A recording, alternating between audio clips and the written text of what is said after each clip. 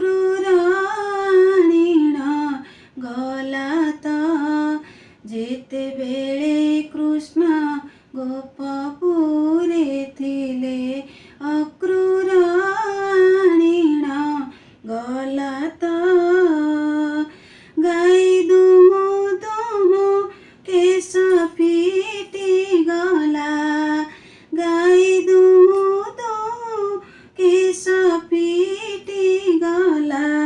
ଚତୁର୍ଭୁଜ ହେଲେ ଅନନ୍ତ ନାହିଁ ତ ଜଗବନ୍ଧୁ ପରି ଜଣେ ସାମନ୍ତ ନାହିଁ ତ।